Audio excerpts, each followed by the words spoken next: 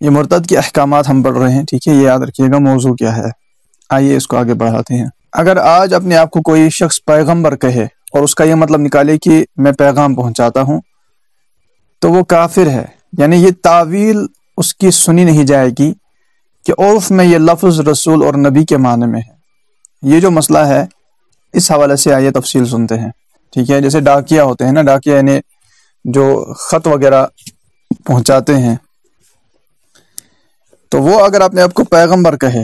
اور تعویل یہ کرے کہ یار میں تو پیغام پہنچانے والا ہوں، ٹھیک ہے، تو یاد رکھیے گا ایسا شخص، ایسا کہنے والا جو ہے وہ کافر ہے، اس کی تعویل نہیں سنی جائے گی، کیونکہ عرف میں لفظ پیغمبر یہ رسول اور نبی کے معنی میں استعمال ہوتا ہے۔ اب یہاں پہ ہمیں ایک شرعی مسئلہ اس حوالے سے اہم ترین مسئلہ معلوم ہوا کفر سے متعلق، کہ اگر کوئی شخص واضح کلمہ کفر بولے تو یاد رکھیے گا اس کی کوئی بھی تعویل نہیں سنی جاتی، اس کی کوئی بھی تعویل قابل قبول نہیں ہوتی، اس کی کوئی بھی تعویل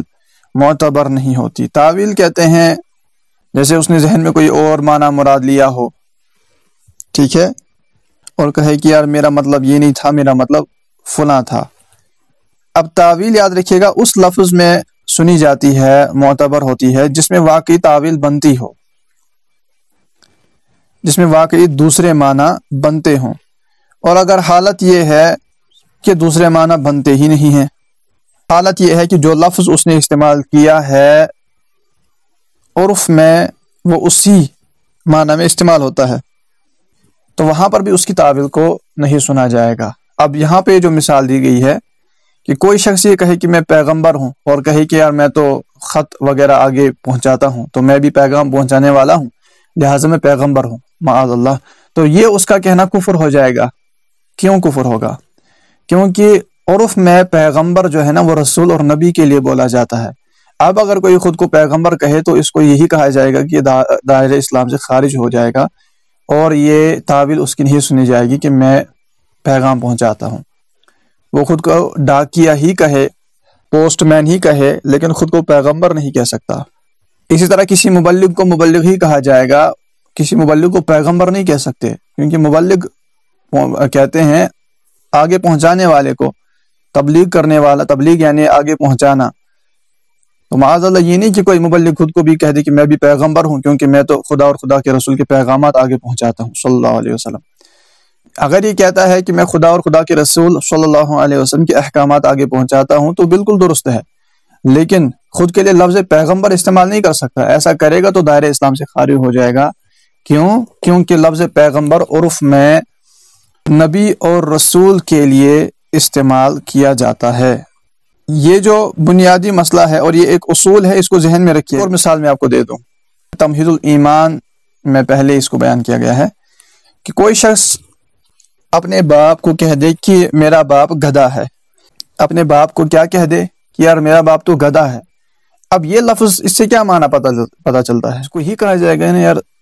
اب اپنے والد کو گدھا کیسے کہہ سکتے ہو، اب تو بے ادبی کر رہے ہو۔ لیکن یہ وہاں سے جواب دے کہ یار میری توہین کی نیت تھوڑی تھی،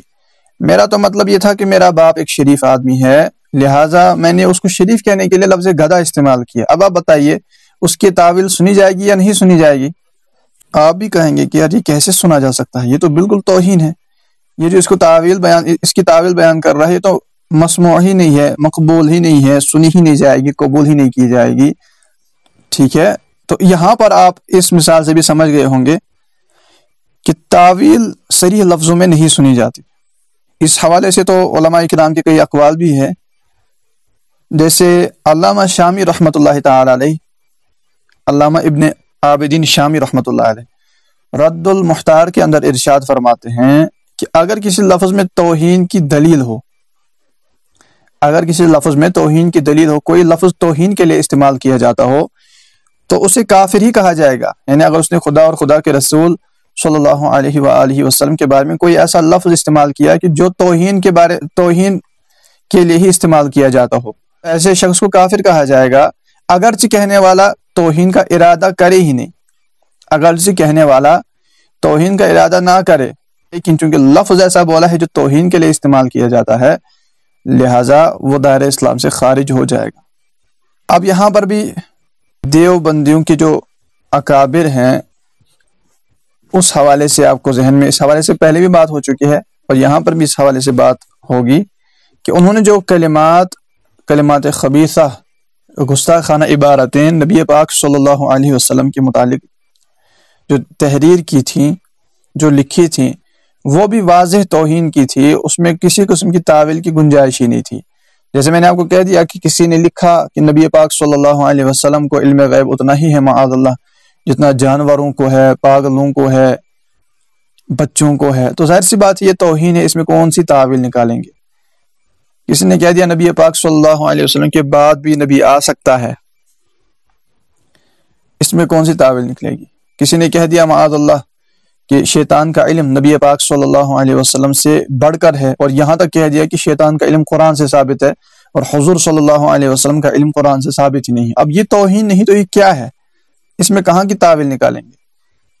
تاویل کس لفظ میں نکلتی ہے؟ جس میں واقعی دوسرے معنی بنتے ہوں، جس میں چھپے ہوئے معنی ایسے ہوں کہ ان کا اعتبار کیا جا سکے۔ لیکن جب ایسی حالت ہی نہ ہو، جب دوسرے معنی بنتے ہی نہ ہو، تو پھر وہاں پر کون سا اعتبار کیا جائے گا؟ وہاں پر اس شخص کو کافر ہی کہا جائے گا اگر وہ خدا اور خدا کے رسول صلی اللہ علیہ وسلم کی توہین کر بیٹھے۔ اب اس حوالے سے کئی اقوال علماء ہیں، وہ سارے یہاں پر بیان نہیں ہو پائیں گے۔ اس حوالے سے آپ سے عرض کروں گا کہ دعوت اسلامی نے جو تمہید الایمان چھاپی ہے اس کا مطالعہ کر لیجئے، اس کے صفحہ نمبر 15 سے تقریباً یہ شروع ہو جاتا ہے، اس حوالے سے تفصیل ہے۔ اگلا مسئلہ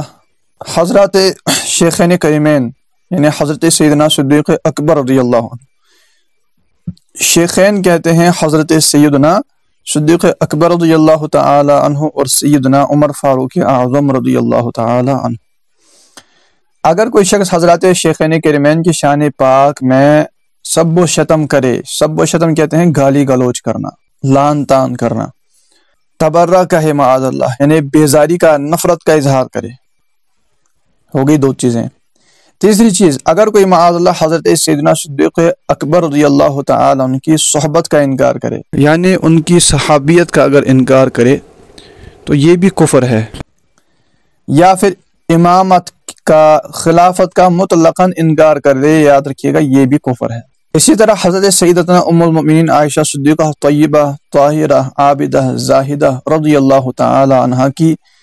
پاک شان میں معاذ اللہ قذف جیسی ناپاک تہمت لگانا بھی یقیناً قطعاً کفر ہے۔ یہ پورا ایک مسئلہ ہے کہ قذف کا، ویسے آپ شاید اس سے باخبر ہوں گے،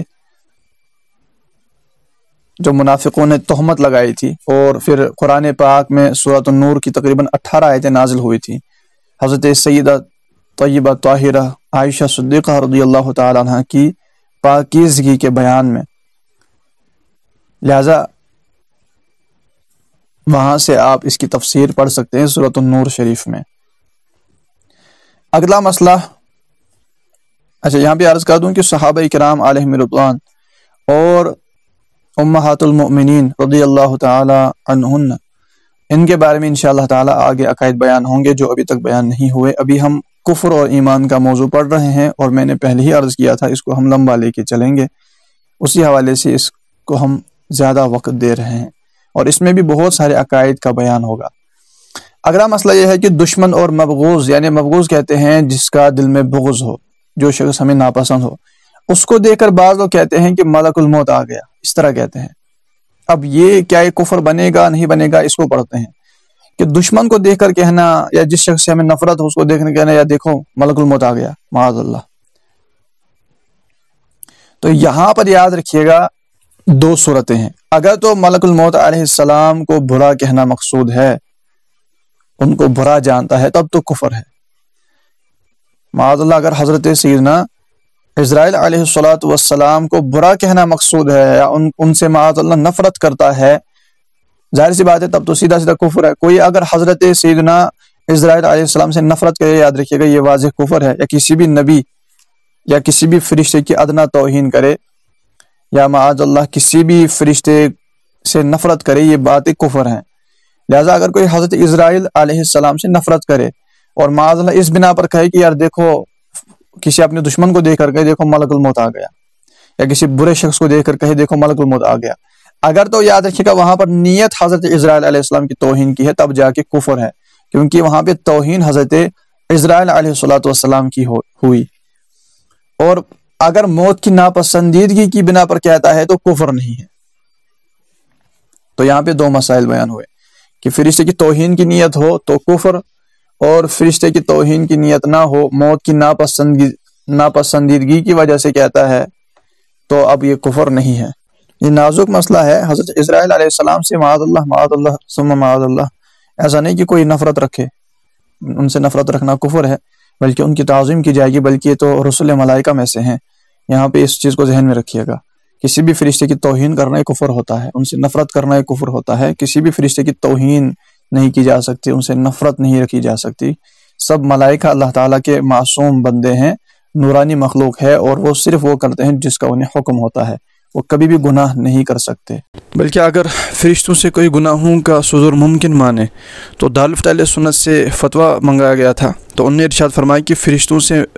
گناہوں کا صدور ممکن ماننا یہ کفری عقیدہ ہے، اور ان کی تعظیم ادب و احترام کرنا ہر مسلمان پر فرض ہے۔ آئیے اگلا مسئلہ پڑھتے ہیں کہ قرآن کریم کی کسی آیت کو عیب لگانا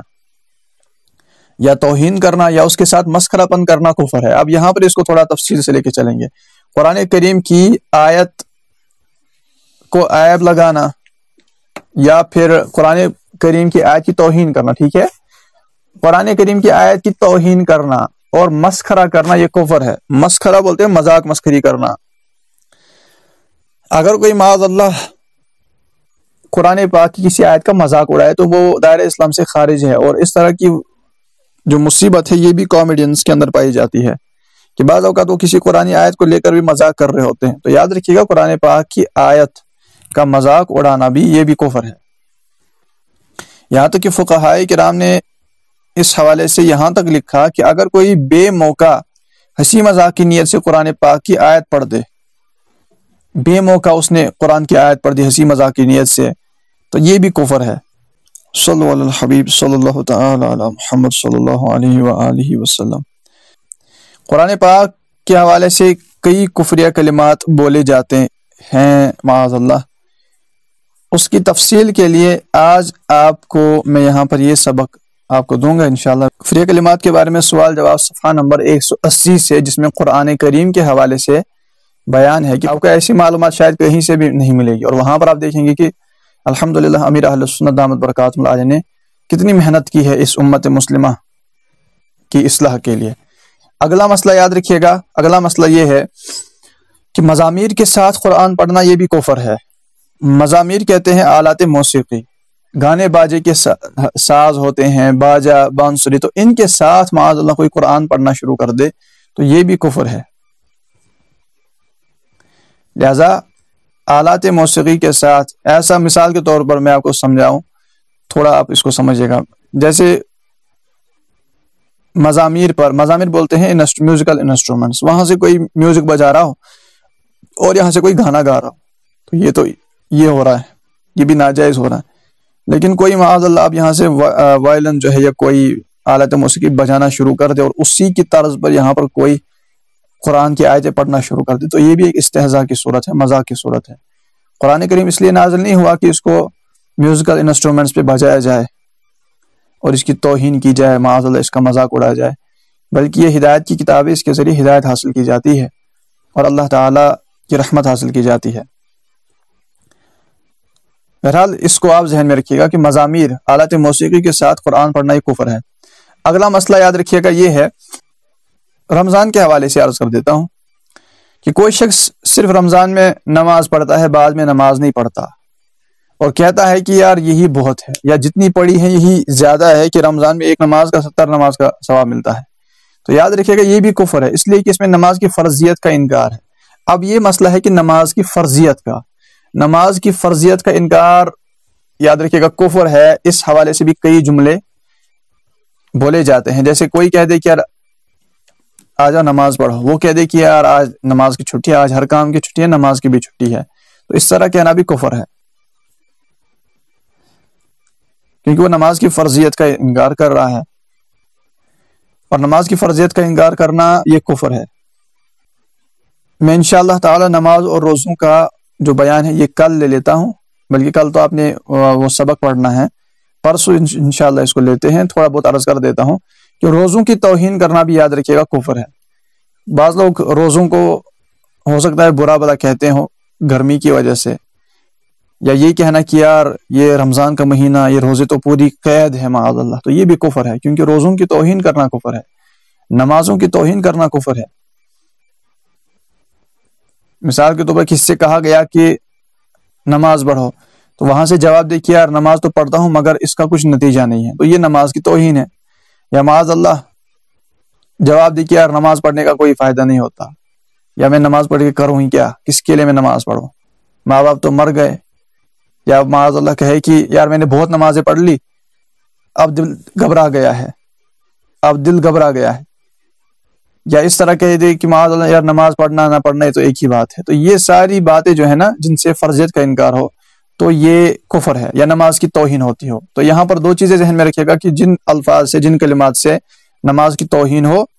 یا جن کلمات سے نماز کی فرضیت کا انکار ہو تو دونوں باتیں کفر ہے۔ یا نماز کا مذاق اڑانا مقصود ہو تو یہ کفر ہے۔ اب اس طرح کہنا کہ یار کسی کو کہا نماز پڑھو، وہ وہاں سے کہتے یار میں نے بہت نمازیں پڑھ لی، اگر اس میں نیت یاد رکھیے گا، نیت کا دیکھیں گے کہ اگر اس نیت سے کہا ہو نا کہ معاذ اللہ نماز کی توہین کی نیت یا نماز کو ناپسند کرتے ہوئے کہہ دیا کہ یار میں نے بہت نمازیں پڑھ لی، تو یہ کفر ہو جائے گا، کیونکہ نماز کو ناپسند کرنا، نماز کی توہین کرنا کفر ہے، ٹھیک ہے۔ اور یہاں پہ ایک بات عرض کر دوں کہ اس طرح کے جملے اگر آپ سنیں نا کسی سے تو وہاں پر آپ ضرور مفتین کرام سے پہلے رابطہ کیا کریں کہ فلاں نے اس طرح کا جملہ بولا ہے، کیا حکم ہوگا۔ کفریہ کلمات کے بارے میں سوال جواب کتاب پڑھنا یہ اپنی اصلاح کے لیے ہے، یہ دوسروں کو حکم کفر دینے کے لیے نہیں ہے، یہ بھی ذہن میں رکھیے گا۔ ہاں بعض کلمات واضح ہوتے ہیں جن سے واضح صریح کفر ہو رہا ہوتا ہے، تو وہاں پر تو ظاہر سی بات ہے وہ جملہ بولنے والے کو کافر ہی سمجھیں گے۔ جیسے معاذ اللہ کوئی خدا کی شان میں گالی بک دے تو وہ تو کافر ہو جائے گا، لیکن بعض اوقات جملے ایسے ہوتے ہیں کہ ان میں تاویل نکل رہی ہوتی ہے۔ اب میں آپ کو ایک مثال اس کی دوں، کوئی مسلمان کہہ دے کہ یار مجھ پہ نماز فرض نہیں ہے، مطلقاً انکار کر دے تو وہ ظاہر سی بات ہے دائرہ اسلام سے خارج ہے۔ لیکن عورت جو ہو، عورت کے مخصوص ایام چل رہے ہوں، ناپاکی کے ایام ہوں، اس سے کوئی کہہ دے کہ آپ نماز پڑھ لیجئے، وہ وہاں سے کہہ دے کہ یار مجھ پر ابھی فرض نہیں ہے، تو اس کی وہاں پر ظاہر سی بات ہے تاویل تو نکلتی ہے نا کہ جن دنوں میں عورت ناپاک ہوتی ہے ان دنوں میں نماز اس پر فرض نہیں ہوتی، وہ معاف ہوتی ہے۔ آپ سمجھ رہے اس بات کو؟ تو وہاں پر اس کی تاویل نکلے گی، ایسا نہیں کہ آپ ایک جملہ یاد رکھے کہہ دے کہ عورت بھی کافرہ ہو گئی معاذ اللہ، کیونکہ وہاں پر اس کی تاویل نکلتی ہے۔ اسی لیے میں نے کہا کہ کفریہ کلمات کے بارے میں سوال جواب کتاب یا اپنی ایمان کے تحفظ کے لیے پڑھنی ہے، حکم کفر لگانے کے لیے نہیں پڑھنی ہے۔ ہاں بعض اوقات ڈائریکٹ کوئی مطلق انکار کر دے یا ڈائریکٹ توہین کر رہا ہوتا ہے، اس میں تاویل بھی نہیں نکل رہی ہوتی، تو وہاں پر سیدھی سی بات کفر ہوگا، لیکن بعض اوقات تاویل نکل رہی ہوتی ہے، لہٰذا علماء کرام کے بغیر ہمیں آگے نہیں بڑھنا، علماء کرام سے رابطے میں رہنا ہے۔ ایک شخص نے یہ جملہ کہا کہ دھندے میں جھوٹ بولنا جائز ہے، اس پر کیا حکم ہے؟ اس نے ویسے ناجائز بات ہی کی ہے، دھندے میں جھوٹ بولنا کہاں جائز ہے؟ دھندے میں یعنی کام کے اندر بھی جھوٹ بولنا حرام ہے، تو اس سے کہا جائے گا کہ کس بنا پر وہ کہہ رہا ہے۔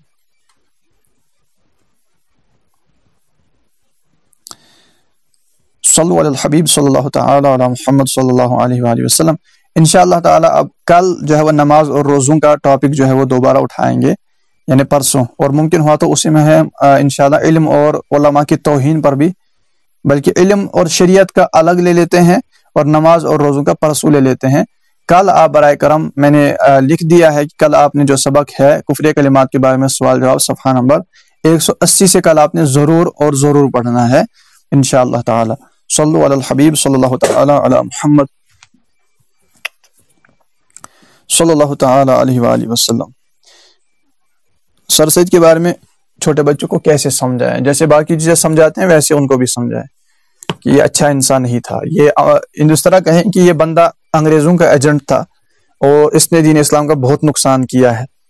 یہ جو آپ کتابوں میں پڑھتے ہیں نا اس کی تعریف، چونکہ یہ کتابیں جو ہے وہ غیر مسلموں کی طرف سے بھی ہوتی ہیں، لہٰذا وہ اس کی تعریف لکھ دیتے ہیں، ورنہ مسلمانوں کی نظر میں یہ بندہ اچھا نہیں تھا کیونکہ اس نے اسلام کا بہت نقصان کیا اور یہ انگریزوں کے اشاروں پہ چلتا تھا۔ اس طرح ان کو سمجھائیں کہ انہیں اس کی نفرت ہو جائے، جب آپ خامیاں بیان کریں گے تب جا کے ان بچوں کو بھی نفرت ہوگی۔ صلی اللہ علیہ حبیب صلی اللہ تعالی علی محمد صلی اللہ علیہ وسلم۔ تراویح اگر 4 رکعت پڑھ لی، کہ ہر 2 رکعت کے بعد خالی تشہد، دیکھیں تراویح اگر 4 رکعت پڑھ لی کھٹے تو 2 رکعت کے بعد بیٹھ کر التحیات عبدہ و رسولہ تک مکمل پڑھیں گے، اس کے بعد درود شریف بھی پڑھیں گے اور دعا بھی پڑھیں گے، اور کھڑا ہو کے پھر ثنا سے شروع کریں گے۔ بالفرض کسی نے فقط جو ہے وہ عبدہ و رسولہ تک تشہد پڑھی اور کھڑا ہو گیا، تب بھی اس کی نماز ہو جائے گی، لیکن طریقہ کار یہ ہے کہ درود بھی پڑھے گا اور دعا بھی پڑھے گا، اس کے بعد کھڑا ہو کے ثنا سے شروع کرے گا۔ اور بالفرض کسی کی ثنا بھی چھوٹ گئی، تب بھی اس کی 4 رکعتیں ادا ہو جائیں گی۔